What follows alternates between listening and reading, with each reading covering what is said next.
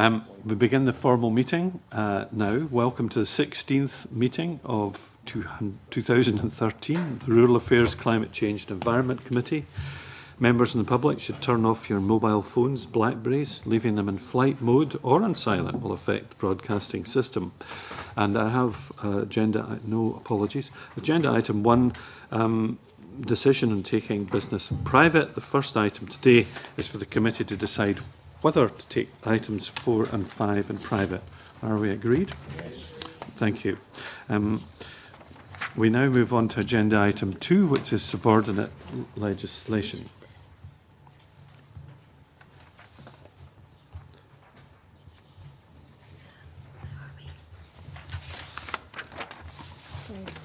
Right. Sorry, with regard to the items in private, we're agreed to move them in private, and therefore we will take items 4 and 5 in private. And so any draft report or an expected crofting bill in private at the future meeting as well. Sorry, I had to deal with that. Subordinate legislation item 2. This contains 2 items which are both negative. Neither have been brought to our attention. I refer members to the paper and ask the committee if there are any comments that wish to be raised. Alec Ferguson wishes to raise one about the Action Programme for Nitrate Vulnerable Zones Scotland Amendment Regulation. Thank you, Convener. I don't wish to impede its progress in any way, but I have 1 or 2 concerns about it, partly caused by the fact that we got these papers fairly late last week, and the fact that Monday being a bank holiday, it was quite hard to follow up some of the details that might be within it. When you read this closely, there is quite a burden imposed, or there is quite an extra burden imposed on farmers within nitrate vulnerable zones within it. But I was particularly taken with the comment that responses to the consultation were analysed and the proposals have been developed and refined, taking into account points raised in the responses. Following this, modification of the proposals were discussed with stakeholders, DEFRA and the European Commission, along with Brian Pack.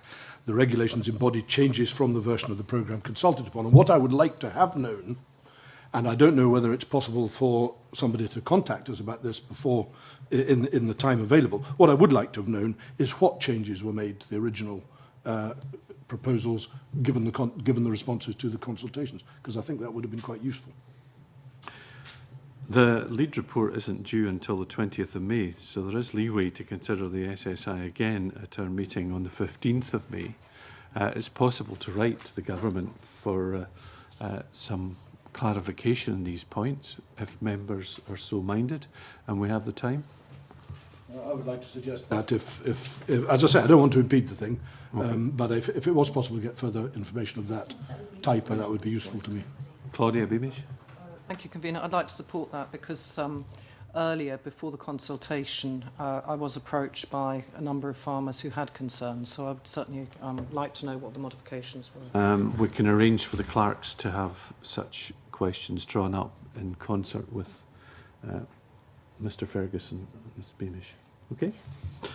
Thank you very much. In that case, can we consider the second of the 2 items, the Environmental Information Scotland Amendment Regulation? Are any comments about that? No comments have been made.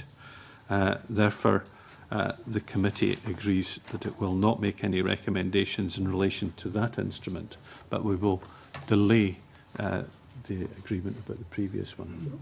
You do it, so we need to delay it. We could just write. Okay. Well, if we don't have to delay it, we can write. I suppose there could be amendments if there were anything that was substantial from what these questions raised. If I may just clarify the fact that I am aware that this particular instrument covers an action programme for existing nitrate vulnerable zones, not the proposal to expand the number of nitrate vulnerable zones. As long as that's clear. No, I don't. If we don't need to delay it, then I'm very happy that we just write raising that concern. In that case, we'll agree not to make any comments with regard to the process of it, and we will get these points clarified.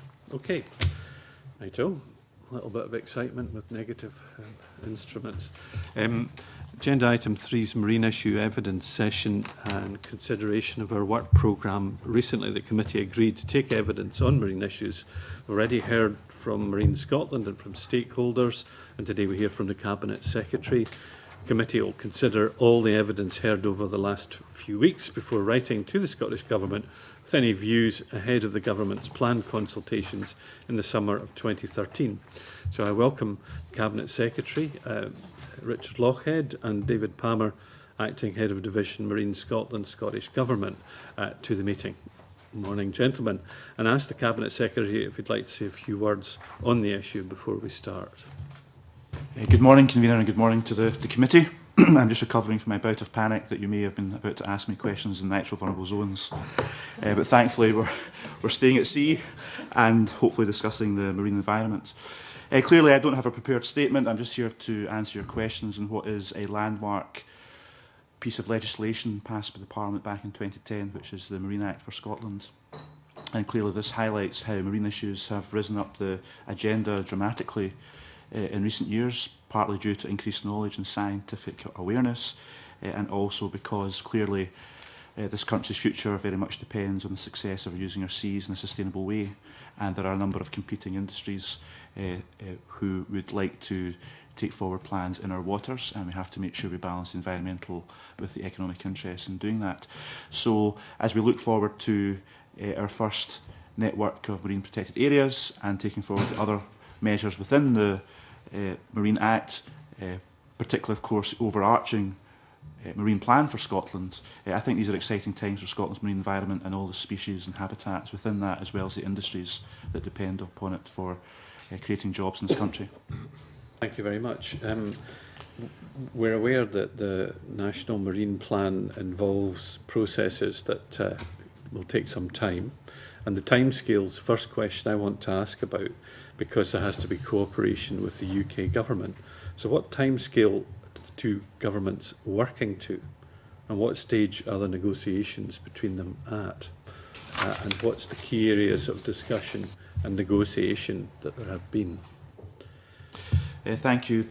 Your question, of course, highlights the fact that we were successful in negotiating the ability to ensure that the Marine Act was relevant out to 200-mile limits and not simply inshore waters within the remit of the Scottish Parliament. So when it comes to planning purposes and the Marine Plan, we're able to include all of Scotland's waters, and that was a big step forward. However, clearly that means we have to negotiate with the UK Government in terms of how reserved issues are covered within the Marine Plan for Scotland, oil and gas, etc. And therefore we are in the middle of finalising hopefully our negotiations with the UK Government, working with a draft plan which is with them, as you can imagine, for comment on the reserved issues.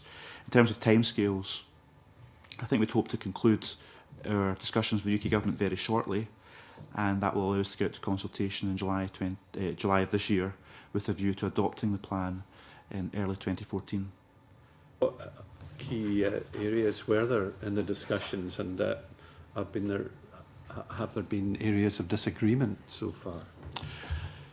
Well, clearly our starting point was that we have to have a plan that does go out to 200 miles but takes into account UK Government views on the reserved issues.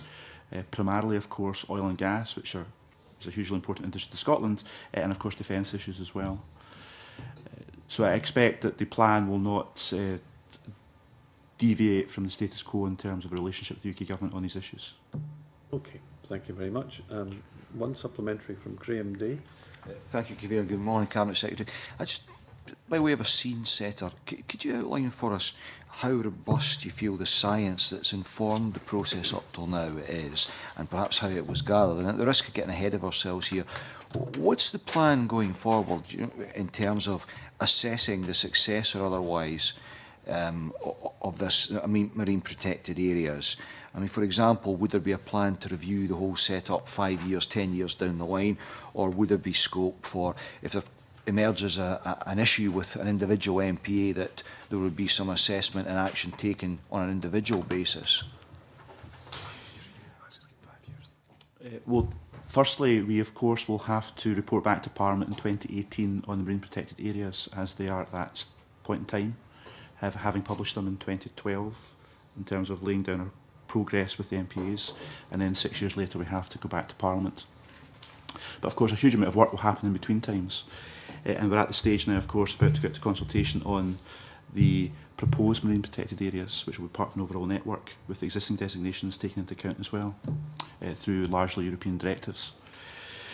But your question does, of course, highlight that our knowledge of the marine environment has come on leaps and bounds in recent years, over perhaps the last few decades, but particularly in recent years, as we look towards implementing the Marine Act for Scotland. So largely we've relied on information through existing activities in the marine environment, whether that be oil and gas or fishing related activities. We've been gathering a lot of data from that over the last few years. And of course, proactively, a huge amount of research has been undertaken for the first time. So we have learnt more about marine environment, I'm sure, in the last few years than we have, ever before. So that's a huge step forward, and no doubt in the coming years we're going to gain a lot more knowledge about the species in our waters, our habitats, how they interact with other forces such as climate change, etc. So we really are on a steep upward learning curve here, and so we have gaps we still have to fill in terms of our scientific knowledge about the marine environment. Of course we do, but I'm confident that as we move forward with this process of designating the MPAs, that we have robust scientific evidence on which to move forward. And as you know, a guiding principle of the way we approach this issue in Scotland all along has been on the science. So, as I speak, in terms of learning more about the species in our waters, I'm sure we'll come on to this in questions later. The fact that we are tagging at the moment basking sharks in our waters, is a huge step forward in learning about the behaviour of basking sharks in our waters. And who'd have thought a few years ago we'd be doing that in 2012, 2013. So there's lots of things happening for the first time, and we're learning new things all the time as well. So it's very exciting. But in terms of the specifics, however, you've touched on there that there's a report back to Parliament in 2018. That would obviously look at the overall picture. But if evidence emerges that there are issues within a single MPA, is there scope there to take action specific to that individual MPA? Yes, there is, and there will be. The work will continue from here on in through Marine Scotland and our partners, because we have a lot of scientific knowledge and expertise built up in Scotland across our universities, research sectors, not just within government, clearly. And largely our knowledge so far has been coordinated by SNH and the GNCC, which is the UK-wide body, and as well as working with all our various stakeholders and partners who have their own scientific knowledge and building that into the national picture. But yes, if evidence becomes available and the research will continue, new MPAs, for instance, can be created at any point in time. And of course, we have the ability to create community-driven MPAs. We have a number of proposals at the moment that have come from communities around Scotland, but clearly that process no doubt will continue. And as and when we have expressions of interest in communities, clearly Marine Scotland will look at those applications, and therefore there'll be an ongoing process of reviewing MPAs all the time. Okay, thank you. Angus MacDonald and Alec Ferguson on this point before we come to Jim Hume. Yes, thank you, Convener. I'm just sticking with scientific research. Clearly, Cabinet Secretary, the announcement a couple of weeks ago regarding days at sea for prawn fishermen included a commitment to use local fishing boats in the Western Isles to conduct scientific research, and that was widely welcomed in the Hebrides. Do you see these feeding data into the assessments of MPAs and the National Marine Plan? Well, I do hope we can be innovative. Clearly, there's been a long-standing debate in Scotland, particularly in relation to the fishing sector, of how we can use the fact that we have marine users, in this case the fishermen themselves, and how can we encapsulate their knowledge and their experience at sea into building up our scientific knowledge. So people at the coalface who practically are carrying out day-to-day jobs in their waters, how can we get them to help feed back some of their knowledge and expertise into the overall scientific knowledge in Scotland? So if we can do that by encouraging our fishing vessels to participate in scientific programmes, I'm all for that.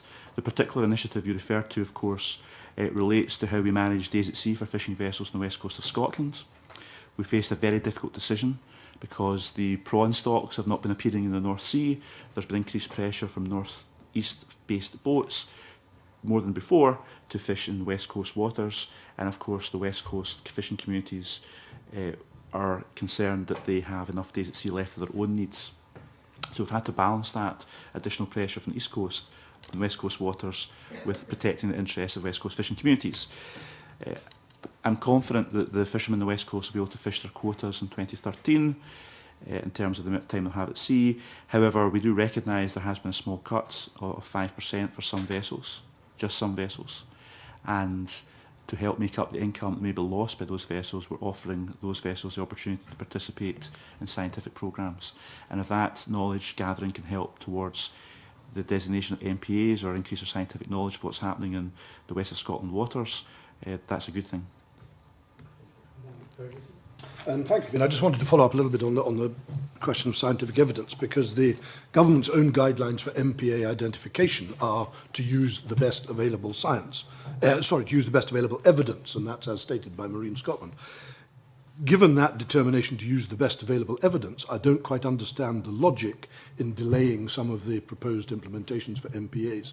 And I just wondered if you could expand. I mean, the best available science is the best available science at the time. Why, therefore, is there a decision to delay?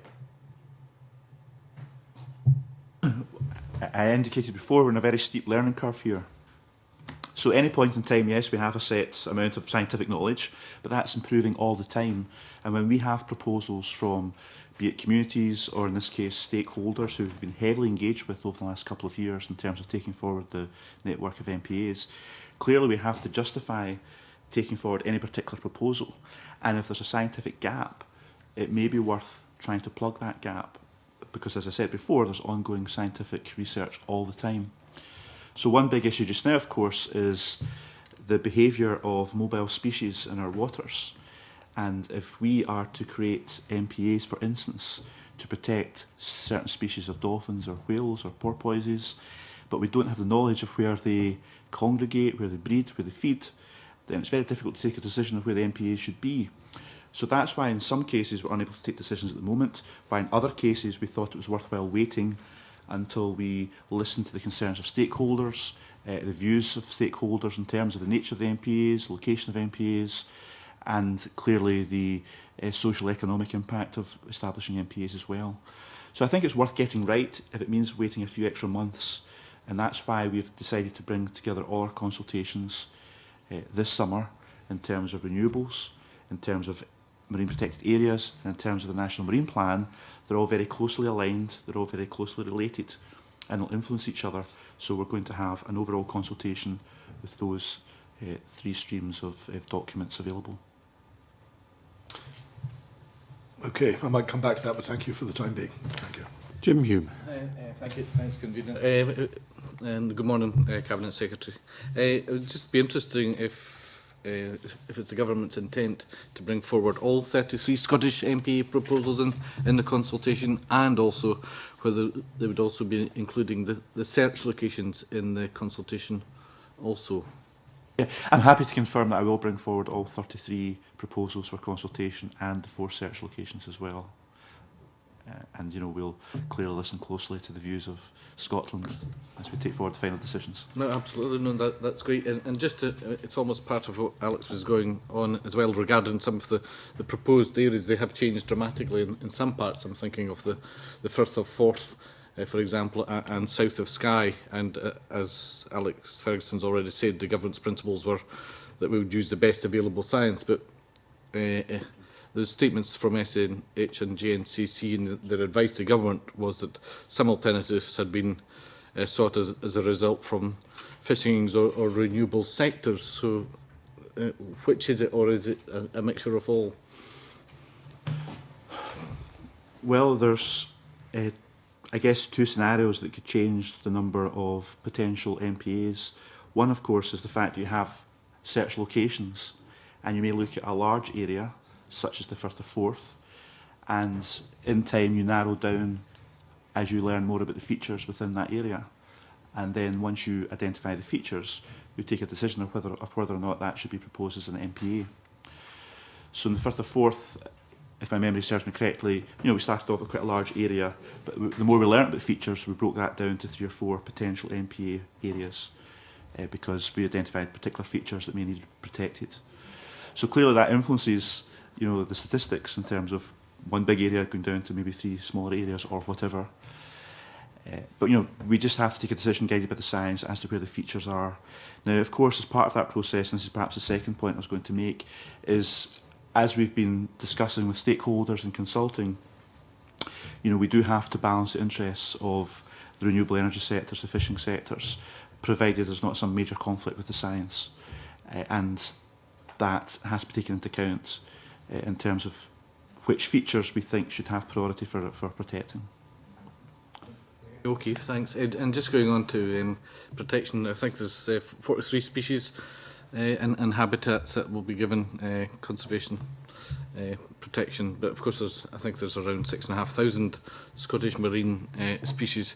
Therefore, as the Cabinet Secretary, is he confident that seabirds such as kittiwakes, skuas, puffins and the other marine animals will be included and adequately protected? And also what work's being carried out in the 4 search locations to ensure their protection? Well, clearly, Scotland is home to many of Europe's seabird breeding colonies, and we have 45% of Europe's breeding seabirds. So we have a huge responsibility to safeguard those precious species, given particularly some of the pressures that many of our bird species are under at the moment in terms of the marine environment.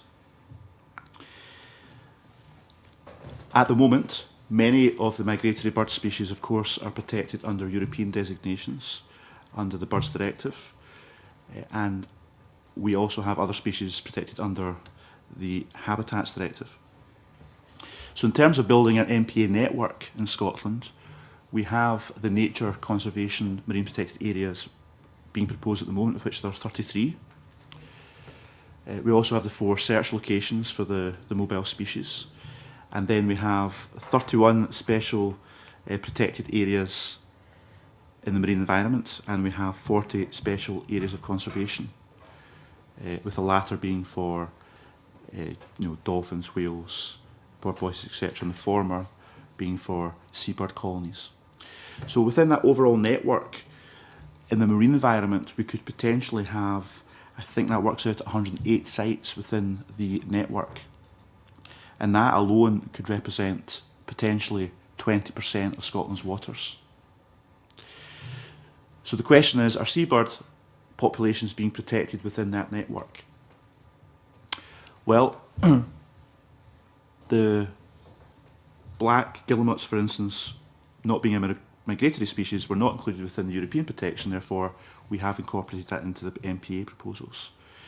And as part of the consultation, clearly, if stakeholders or anyone else wants to come forward with ideas and proposals, once we're in the formal consultation stage, we will listen to these representations if there's a view there is not enough protection for seabird colonies and species in Scotland. However, I am confident that between the European designations, our own nature conservation MPAs that have been proposed, and that overall network of a potential 108 sites, we'll have to wait and see what the consultation says and final decisions, that is substantial protection for Scotland's seabird colonies.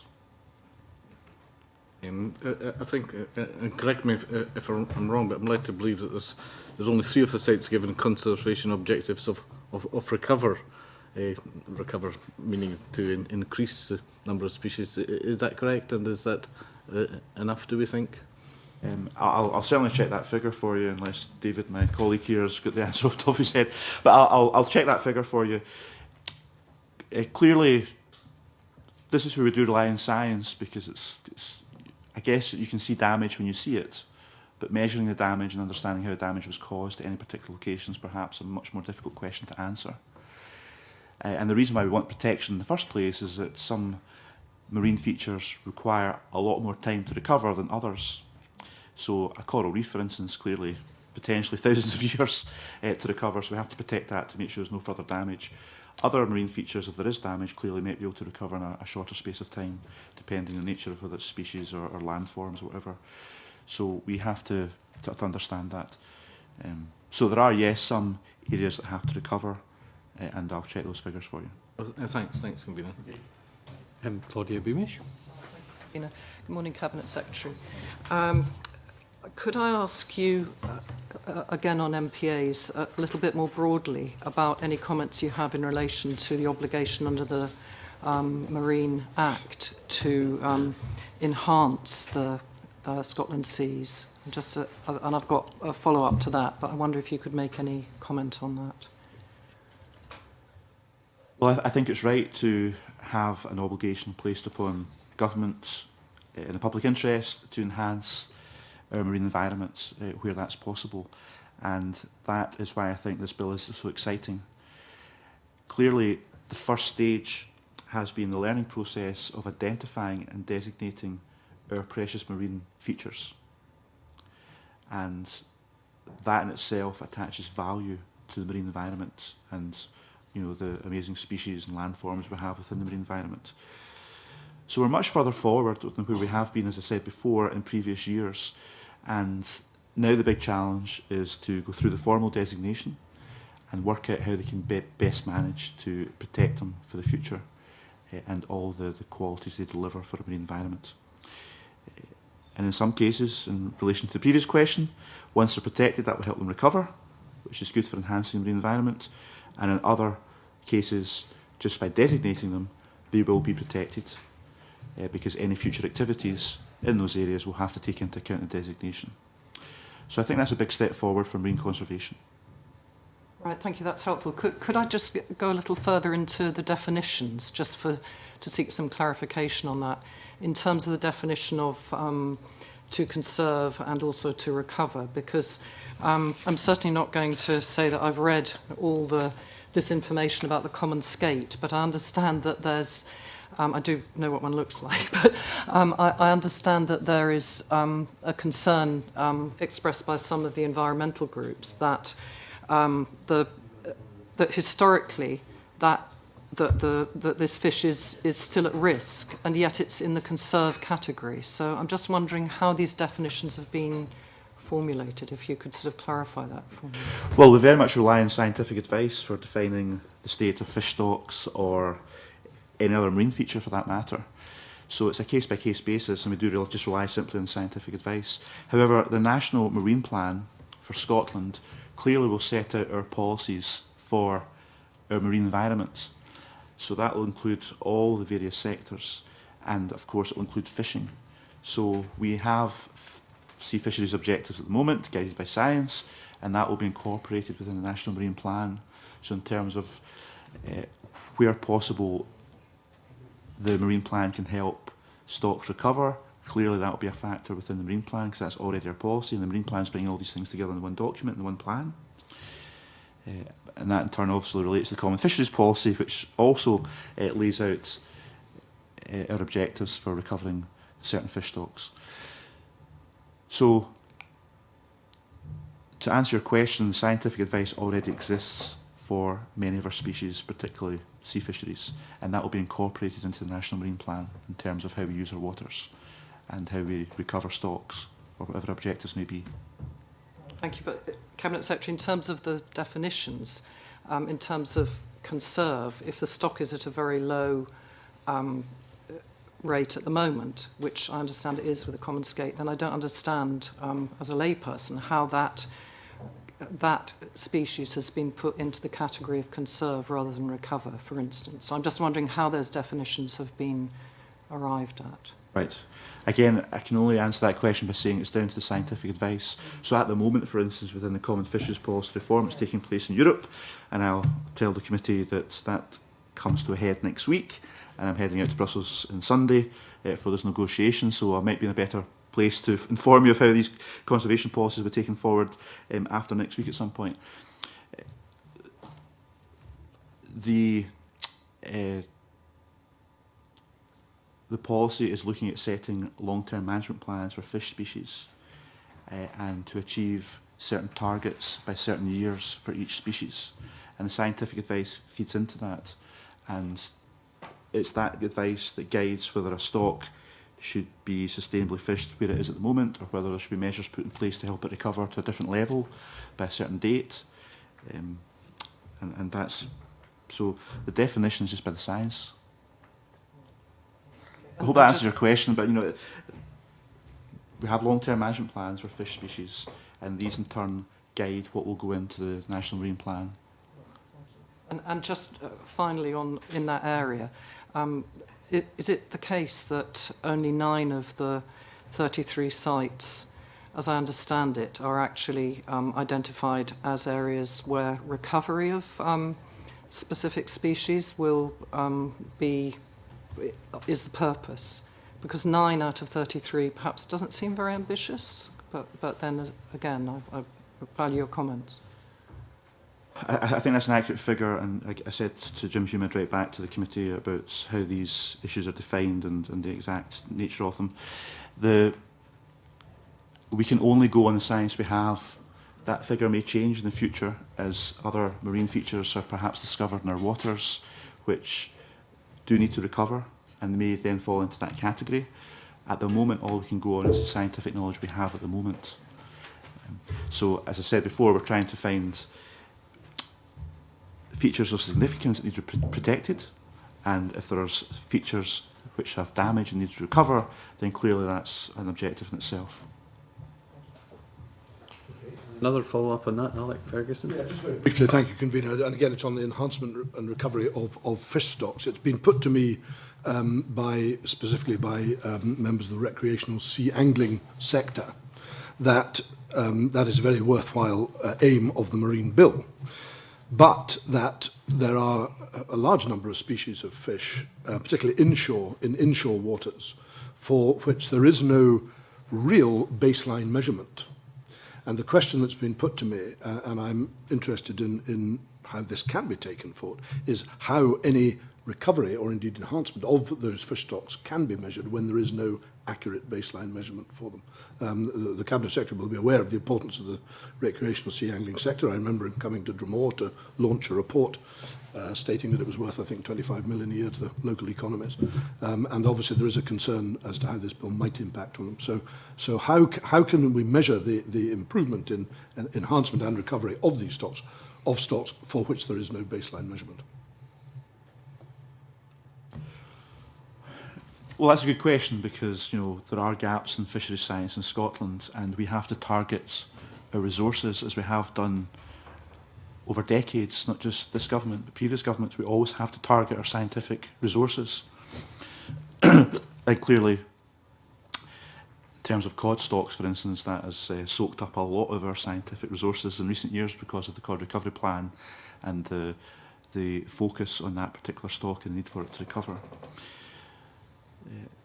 So it's very difficult to sit here and say I can promise that we'll have a baseline or full scientific knowledge of all our inshore fisheries stocks at any point in time. However, I have already given a commitment to Parliament that we are going to give much higher priority to inshore fisheries in Scotland. We have a research project underway in the Clyde and some work already carried out in the Clyde. And we are also looking at another range of measures across inshore fisheries in Scotland at the moment. So we're updating and expanding our inshore fisheries strategy. And I think that itself is a recognition that our inshore fisheries are very important to Scotland. You mentioned the importance to your own local communities, and of course, often our inshore fisheries can be disproportionately important to local fishing communities in certain parts of the country. So we are giving greater priority to that, and there is a scientific dimension to that, to have a better understanding of the state of our inshore fishing stocks. Can I just finish off by just seeking an assurance from you that any discussions on inshore fisheries will include the recreational sea angling community? Yes, and I've met the representatives of recreational angling in Scotland in the past, and I have also given them an assurance that we are going to take into account their interests. Thank you. Thank you very much. We'll move on to questions from Nigel Donn. Thank you very much, Convener, and good morning, Cabinet Secretary. I'm wondering if I can just take you forward to the point where we believe we have enough science, we've got these MPAs, now what are we going to do with them is the obvious question. What do you believe active management is actually going to mean, please?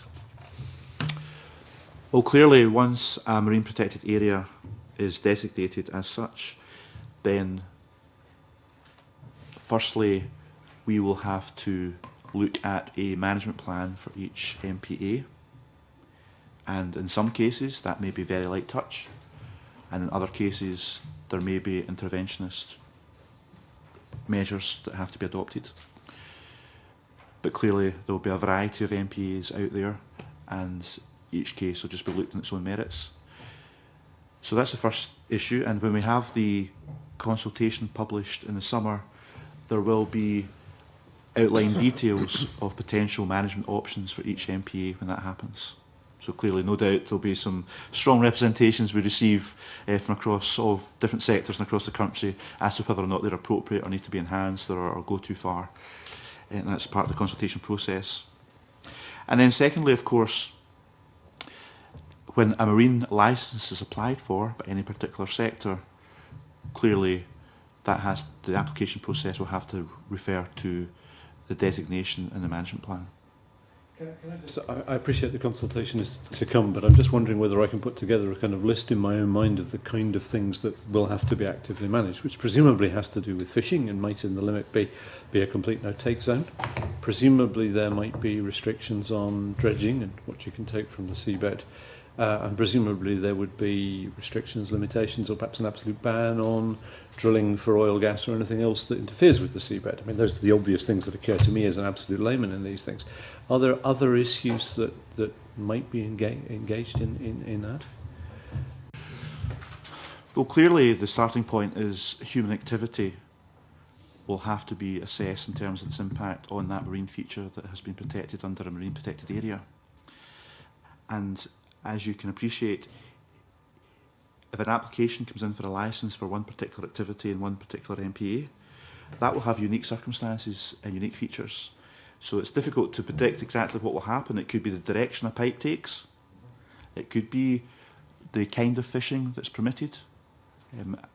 We must not fall into the trap of thinking there'll be no-take zones everywhere. It could be just simply the kind of fishing that takes place there. Some fishing methods have different impacts on other fishing methods.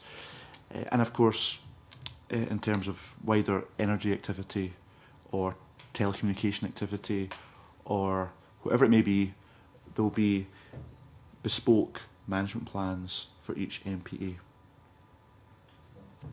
which case, can I push you beyond there? Okay, take that answer, understand. How will we then be in a position to police those kind of plans, please? Because it's one thing to tell somebody what they're allowed to do, a very different story actually maybe sorting out whether they really are doing what they've been told. Yeah. Well, first and foremost, the licensing process for direct intervention of human activity, whether that's for energy projects or whatever, is clearly the best way to police and enforce conditions in relation to that specific MPA. And I have no doubt that all sectors will be very responsible and are working closely with the government as we speak to understand how to manage these situations. In terms of general policing, we have Marine Scotland compliance, we have our 3 vessels, our 2 aircraft and the rest of the resources, and we, as you know, a few years ago widened the focus of what was the Fisheries Protection Agency to becoming Marine Scotland compliance, and that's to look at the wider remit of that service. Now, of course it's a challenge if 20% of your waters potentially are protected in one way or another. We can't have people on site in 20% of our waters. Every single country around the world faces those challenges, and that applies to many laws of the land. You can't have a policeman in every corner of every street. So we'll be in a much better place than where we are just now, and I'm confident it'll work well. Super, thank you. I'm wondering, Kavina, whether I could just one other issue though. I think we've previously mentioned that as you get more scientific information, so a view about what should or should not be done in any particular MPA will change. Now, you mentioned earlier that we would have to bring things back to Parliament in 2018. That's fine. Do you see MPAs being revisited every year or two? Are licences going to be licences forever, or are they going to be for a period subject to revision? How are we going to accommodate within any MPA the fact that we learn as we go along, and maybe something we thought was okay isn't, and maybe something that we thought we should stop actually would be okay? There will be a monitoring exercise conducted as part of this policy, and there's work in that again as we speak to look at how that will be delivered, the monitoring exercise in the coming years. Because again, you know, we have to learn, and we have to monitor for the sake of monitoring, just so we know things are working. And as you said, we have to learn in terms of new knowledge coming to light. So we just have to see what the next few years brings us in terms of lessons learnt and more scientific knowledge, as applies to many other areas of public life. So an MPA is effectively a negotiable plan as it goes along. And well, a licence, of course, will have conditions attached to it. yeah. And as I said before, there will be a monitoring programme put in place. And although I'm saying we have a duty under the Act to report back to Parliament in 2018 on the MPA network, you know, I'm sure we'll be held to account on a week-in, week-out basis by, you know, Parliament on the progress made by protecting our marine environment and the MPAs. Thank you very much. Thank you. Alec Ferguson.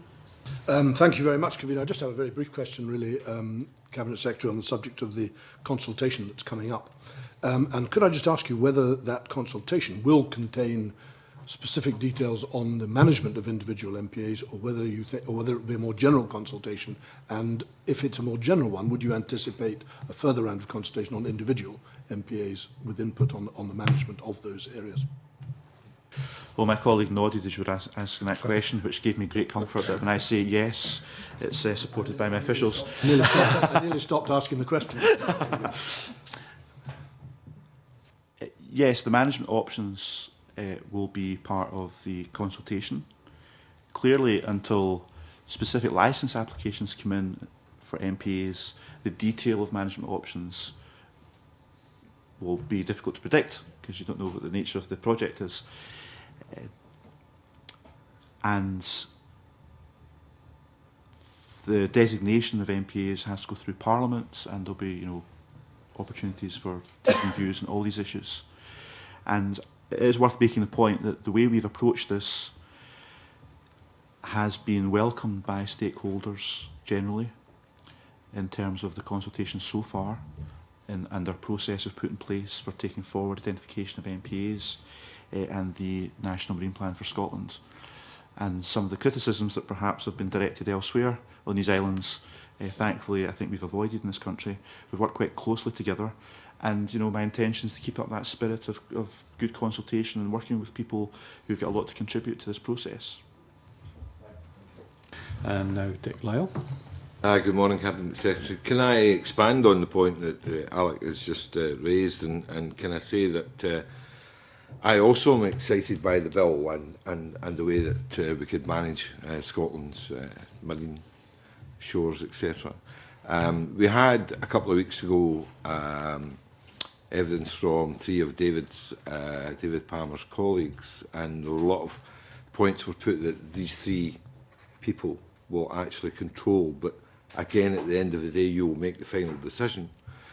Can I ask you what engagement you have had with stakeholders, taking in mind that we're going to have the fishing industry, who always, I know you're fighting their corner, marine conservation and tourism, and then we've got the offshore renewables. So we have a lot of things happening round about our shores, and basically what consultation are you having? Are you having individual consultation with each of the parties involved? Have you had a lot of meetings? I know officials have, but what specifically have you done in the last few months, apart from the other things you're doing? Well, I've had considerable engagement over a long period of time with different sectors on these issues, and for instance, my regular meetings with the fishing industry, as you can imagine, more and more the issue of MPAs and marine protection are appearing on the agenda. Because clearly there's a concern about what the impact might be on existing activities at sea. In terms of my wider remit, clearly I've got a coordinating role in terms of the marine environment, and I have responsibility for the licensing regime as well as this particular bill. My energy colleagues are in regular contact with the offshore renewable sector. So while I have engagement from time to time with that sector, I don't pretend to have nearly as much engagement as my colleagues in government, other ministers have with these particular sectors on this issue. And I think that's good, because it's not just up to me to work with all these sectors, it's to ensure that my ministerial colleagues are engaged in the environmental dimension of the marine environment, and they are doing that. So I think that's quite an important point. You know, and I have regular representations from the environmental NGOs on this particular issue. Basically, just expand on that. The fact that at the end of the day, as I say, the three officials said that they would present, but they do not make the final decision. The Minister or the Cabinet Secretary makes the final decision. What pressure do you think you're going to be under in order to satisfy, you know, you're really excited about this plan to carry it forward, but what are you going, you know, what pressure are you going to be under, you know, from each of these stakeholders who will say, well, I really wanted to go to that bit, but, you know, the point I think Graham Day made earlier on, somebody may want to troll and, you know, but you turn around and say, no, you can't, because that's going to another section. So what pressure do you feel you're going to be under over the next year or so? Well, I mean, I'm sure there's a variety of views out there in Scotland in terms of the number of MPAs we should have and how they should operate. My starting point is to be guided by the science as to the importance of the feature. And if the science tells us this feature is very important, you know, I want to protect that feature. And that's the starting point. Clearly, there will be a lot of debate and negotiation in the times ahead in terms of, for instance, licence applications and how we can manage human activities in relation to MPAs. And no doubt that will be quite tough negotiation between Marine Scotland in the first instance and applicants. Because clearly, you know, there will be conditions that have to be put in place in terms of the management options for each MPA to ensure we protect the marine environment. So no doubt, you know, these pressures will be there and these debates will be there, having to balance the sort of economic value of a marine environment with the environmental safeguards we want to have in place. And, you know, that will be a tough debate, I'm not denying that. And, you know, my job as Minister will be to balance that. But, you know, the starting point is we're creating MPAs for a purpose, which is to protect the marine environment. So the outcome has to be to minimise the impact of human activity on our most precious marine features.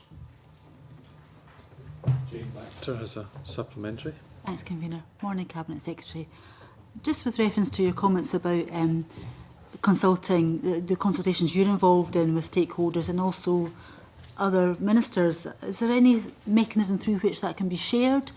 Are any of these meetings recorded? How do you gather that information together and use it to inform decision making across the board?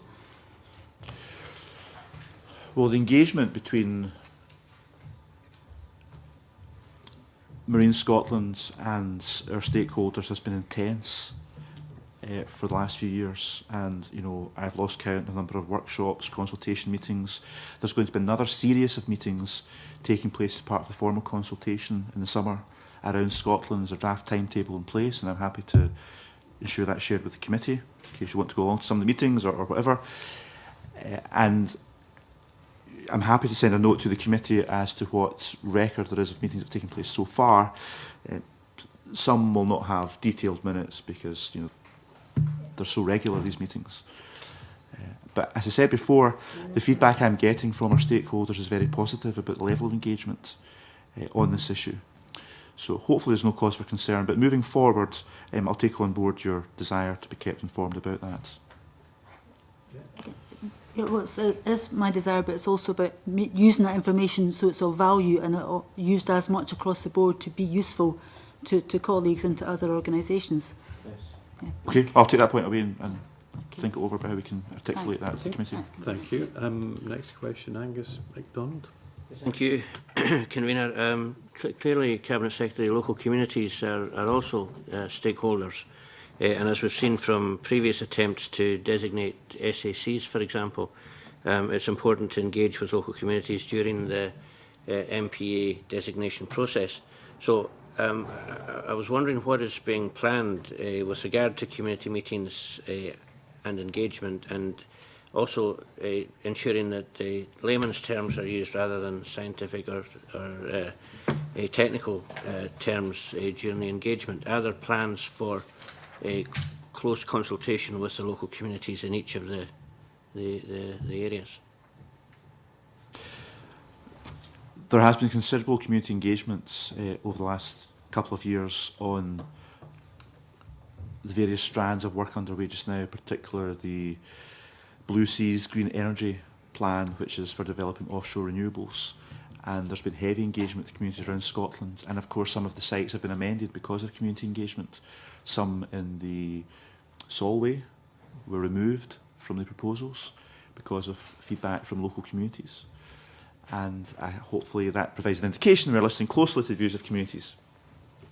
And moving forward, as I indicated just a few moments ago, as part of the formal consultation, there will be meetings around Scotland, and we'll be taking this issue into communities to hear their views.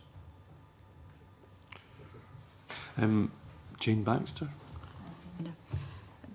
Just thinking about Scotland's economy, and obviously marine industries are really important for Scotland's economy, but so are jobs that are provided through sort of sustainable tourism and environmental tourism. So I'm wondering if you could give me some practical examples of where those types of activity might conflict, and will there be a presumption in favour of one over the other?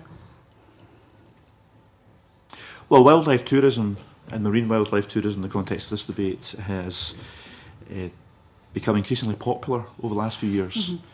And it's a fantastic opportunity for Scotland, not just in terms of economically, but in terms of education about the marine environment.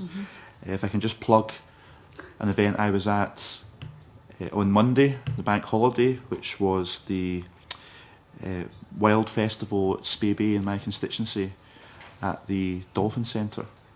And it was fantastic to see local people turning out to that, learning about the marine environment, not just the dolphins, which they were there to spot, but also the osprey that was flying above the mouth of the Spey and diving for its food. And we all had great fun watching the osprey. So there's more and more of this happening around Scotland, and that's why it's really exciting. It's connecting people with their marine environment, and we have an amazing marine environment in Scotland, and of course we've got all these unique features that many other countries in the world don't have. So the more people learn about that and engage with it, the better. But the tourism benefit of that is potentially enormous, and it's growing all the time. Now, the conflict, of course, is a possibility, especially in terms of, boat trips, for instance, interfering with some of our species. But, my understanding is most boat operators are very responsible, but there's guidelines there in terms of how close you go to the sharks, the whales, the dolphins. So we have to, of course, just, pay attention to that, make sure that we're being responsible in terms of wildlife tourism. And hopefully that's happening at the moment. What about marine industries or renewable industries? What about conflict between them and the wildlife tourism? What methodology would you propose to use to resolve the conflicting demands there?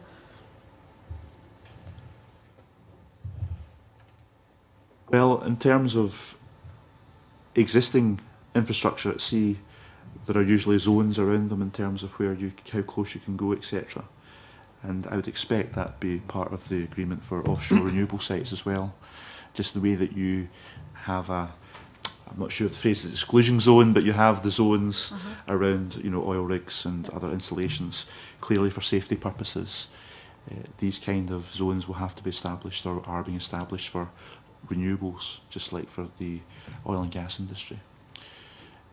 And that's part and parcel of operating at sea. Thank you. Thanks, Convener.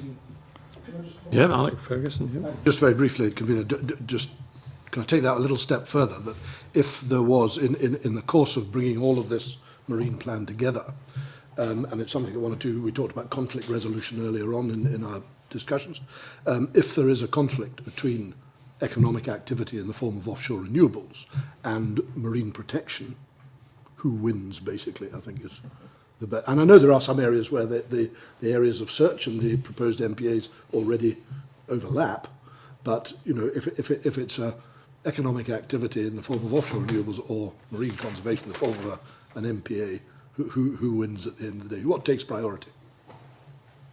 Well, it's a good question. Clearly, it goes to the heart of this debate. And as I said before, the purpose of the Marine Act is to protect our marine environment. So the outcome has to be finding a way in which we can allow economic activity at sea, but the number one priority has to be to protect the marine environment in doing that.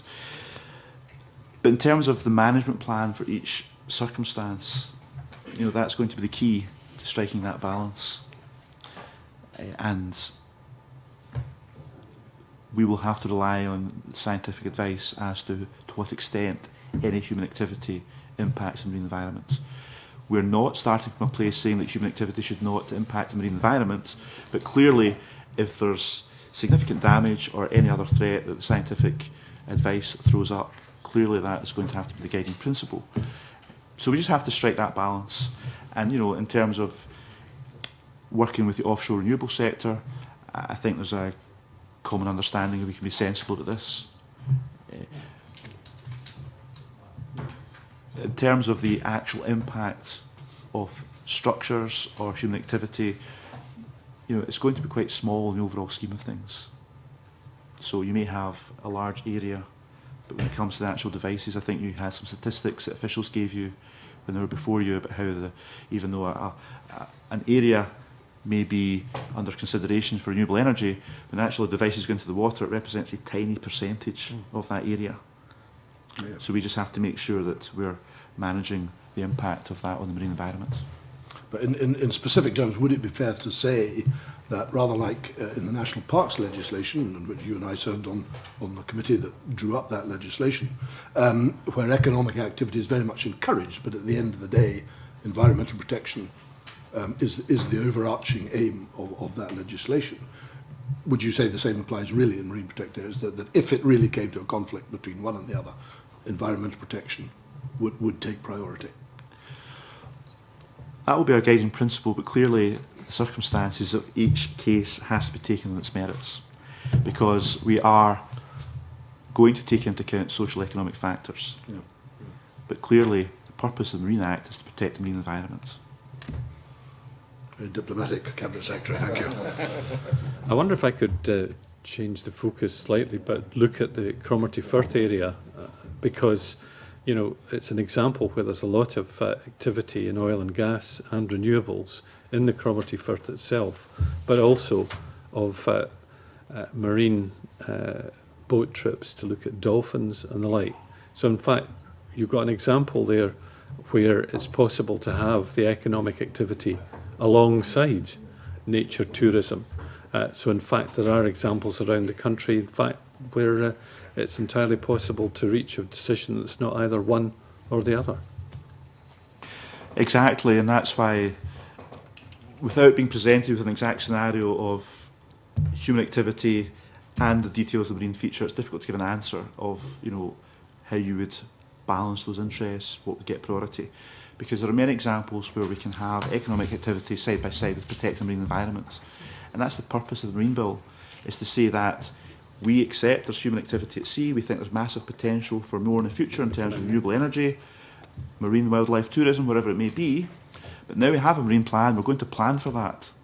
It's not just going to happen, we're going to plan for it so we can protect the marine environment. Fine. And Graham and Dave? Yes, just coming in on that point in relation to potential conflict between renewable energy development and other aspects. Marine Scotland officials told the committee that they anticipated that even within zones earmarked for renewable energy development, there might only be 10 to 25% of the zone actually used for that purpose. Does that possibly offer the scope to resolve a conflict whereby you might be able to designate the rest of the area and find the balance when a conflict arose? Yeah, it's a very good point. I mean, that's why we are carrying out the planning at sea for offshore renewables, and that's why one of the 3 consultations going out at the same time in the summer is on the wave, wind, offshore wind and tidal potential, and that's why there'll be zones, and that will give us flexibility, because a whole area may be suitable for that particular renewable technology, and once the application comes in, we will negotiate with the applicant. There may be an equivalent area in that wider zone, which is more appropriate in terms of protecting marine environments, we'll have that flexibility. Yeah, just a small final point, and just developing that theme, Cabinet Secretary, in terms of offshore renewables, what work's been done on cumulative impact at sea? Well, in terms of cumulative impacts, that will be taken into account, but clearly we're at such an early stage of the development of offshore renewables. It's not a factor at the moment. But it will be a consideration. Well, clearly in terms of the consultation over any particular application, no doubt communities and other stakeholders will want to submit their views on the number of turbines, etc., etc. So it will become an issue at that point, if it is an issue. Okay, thank you. Taking a little further with regard to complications that might arise in creating the designations, some of these could stray beyond the 12-mile limit, as we discussed at the very beginning of this discussion. You know, will the UK government, as the member state, with regard to beyond the 12-mile limit and the common fisheries policy issues, be involved in the designation process? Well, one issue we have to contend with is the fact that the common fisheries policy usurps all other legislation in terms of fish stocks. So if we were to have a management plan for a protected area that required to manage fishing activities, we would then have to seek that through the common fisheries policy, that particular part of the management plan. And clearly, for the next 15 months or so, we'd have to consult the UK government about that, and hopefully beyond September 2014 or beyond 2016, we can just submit our changes to the Common Fisheries Policy or successor on their own accord.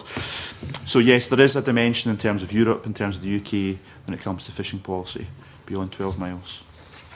Thank you. Looking at a little more at marine renewables planning, Claudia Beamish.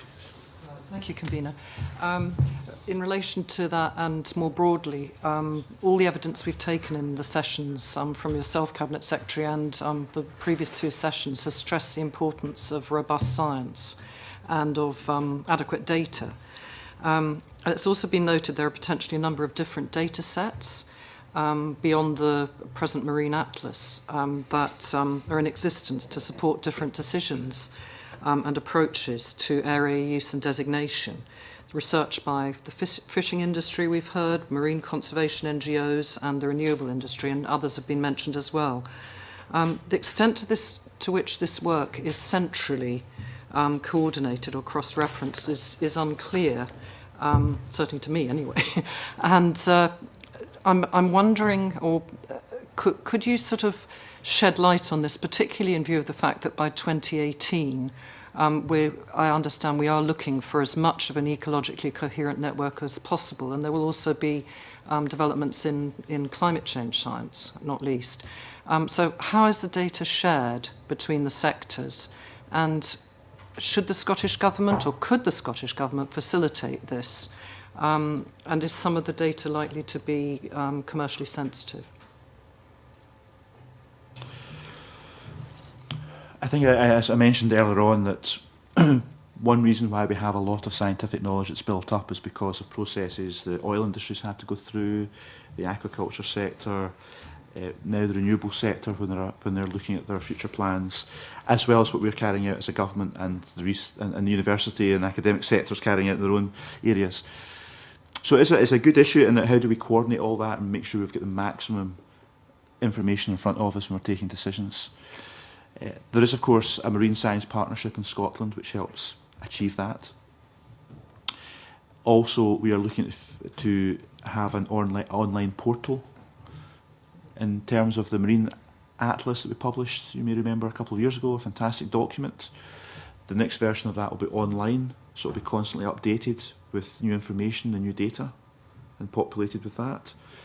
So that will be as up to date as we can make it from the various sources of information that we have. Provided it's credible and reliable and it's been checked, it will go on to that online portal. We also work with all the sectors to have information sharing. So it's by no means perfect, but we want to ensure that the energy sector is sharing its scientific information with ourselves. Likewise, we can share with others. And that's worked reasonably well, I understand, but I think there's room for improvement about how we do share data with each other. In terms of it being commercially sensitive, clearly that would be a decision for those who've purchased the science. But we are, I think, working in quite a reasonable way. We're all open with each other. So I'm not too sure that commercial sensitivities have withheld any data at the moment. I don't really know the answer to that, but you know, what I do know is that various sectors are saying they want to be open with us, and we're saying we want to be open with them. Can we all share the data we're gathering and paying for? Could you tell us at this stage, or perhaps later, anything more about, did you say the Marine Science Partnership? How is that, what is that? That involves all the research institutions in Scotland, and I'm happy to send details of that to the committee. And address the general point, because it's a good point, because you know there's so much happening at the moment with private companies going off and commissioning research to prepare their own applications. Meanwhile, we've got to then do our environmental assessments, which means we have to have our scientific investigations. So it's a good issue. Thank you very much. Another question in this area, Graham Day. Yeah, thank you. A specific area, Cabinet Secretary. Do we currently have an adequate understanding of the impact of electromagnetic fields on cetaceans or indeed migrating fish? And if we don't, how will that particular gap in our knowledge be plugged? I think that is one of the gaps that has been identified, is the lack of impact of the electromagnetic fields on certain species. And at the moment there is work now underway to try and plug that gap so we can understand better the impact. I know many people have expressed concern about this. It's clearly a very difficult issue to pin down, very difficult to ascertain exactly what the impact might be, but it is on the research agenda. So I can give some comfort to the committee that we do understand this is an issue, it's a gap that's got to be plugged, and there's now some scientific work going to be underway to try and do that. I mean, I fully appreciate the point you make about the difficulties, because clearly it's easier to measure, well, presumably it's easier to measure the impact on cetaceans than it is in the fish that are making their way back into rivers in the northeast of Scotland. So presumably there's a lot of challenges involved in this. There are, and people quite often just jump to conclusions that something's happening in our seas, therefore it must be caused by something else that's happening elsewhere in our seas, and just to try and link the two issues together, and it's difficult to prove or disprove. You know, I'm not sure man's ever worked out how the Atlantic salmon manages to get back to, you know, its birthplace in the River Dee or Spey or whatever it may be. So we're not quite there yet. I'm not sure we'll ever get to the bottom of some of these questions. But it's something we have to understand as we use our waters more and more, and in terms of the impact of human activities. So if offshore renewable devices are going to be placed in our waters, or there's defence activity or whatever, we have to make every effort we can make to increase our understanding of the impact that has on our mobile species. Okay. Right, thank you. I understand, Cabinet Secretary, that SAMS in the UHI at Dunstafnage is looking at the potential impact of renewable equipment in the seas at the moment, and that therefore that's one of the strands which you alluded to. But I'm not aware of extensive research into the effects of naval sonar or explosions which have been linked with the death of cetaceans in the northwest of Scotland on a number of occasions. Is that something which the Scottish Government can assure us will be taking place and will be available in these when these MPA designations are being agreed? Yes. I mean, the research that's underway relates largely to Atlantic salmon and European eels, and up to now the impact on our marine mammals has seems been quite low.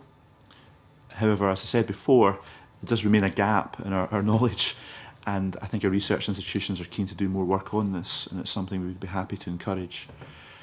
And of course, we are always conscious of these issues as we take forward our thinking in terms of the environmental assessments that have to be carried out in relation to any applications in the future. Okay, thank you.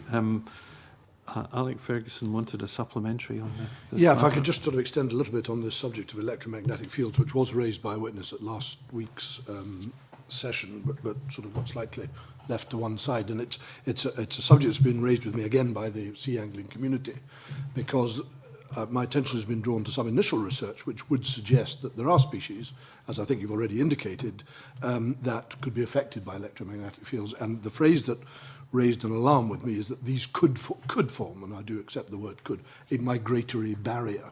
Now, obviously, that could have potential consequences. And I just wondered, I'm comforted by the fact that you mentioned that there is research going on into this field, but I wonder, can you give us any sort of timescale on how quickly that research will come to a head and when we might know the results of it? And just on that subject, I've always felt that Robin Rigg wind farm, which I call an inshore wind farm in the Solway Firth, presented a wonderful opportunity to carry out studies of this nature. Can you tell me whether any such studies have been carried out? And if they have, why, I think I'm right in saying, the results of any such studies have not been made public? It's quite complicated stuff. It's probably easier just to write. Yeah. Clearly, this is quite a big subject, so I will write back to the committee on it, because I don't have clear information at hand in terms of how much research has been carried out, what the results are, etc. What I am trying to say is, to give the committee some comfort, we do recognise it's an issue that we have to plug the gap for in terms of our scientific knowledge, especially as we put more and more devices into our waters. We have to understand what impact that would have, if indeed it's ever possible to understand that, because it's such a difficult issue, as I said before, to measure. But I'll happily write back to committee and I'll try and summarise exactly what's happened so far and any timescale in relation to future research. Okay, thank you. I'd be grateful for that. Thank you. Thank you. I think that completes our questions at the moment. We wish you well on your visit to Europe with regard to the Common Fisheries Policy, which is clearly very close to our hearts, and we hope that you'll be able to catch up on your iPlayer on Hebrides, the Islands, the Edge programme, the first of which was screened on Sunday evening. I watched it. And indeed, 1 in 4 Scots seem to have watched it. So the marine environment is obviously a hugely important issue for lots of people out there, and we hope that that sets a particular mark on our interest in this committee in the way that the MPAs are set up, because I'm pretty sure that some of them will be in the area of that film, which we watch with great interest. So. Yeah, no, I congratulate everyone involved in making that programme. That should be hopefully a big boost for tourism, but also in terms of opening up a window to our spectacular natural environment and our flora and fauna that we have in the Hebrides. And as I tweeted, it reminded me of 2 things. Firstly, how Scotland's a very blessed country with our unique flora and fauna, as illustrated by that programme. And secondly, it reminded me of all the amazing holidays I've had in the Hebrides and on the islands that were featured in that programme. Thank you very much, Cabinet Secretary, for your evidence and your support. And we will now move the meeting into private. Thank you.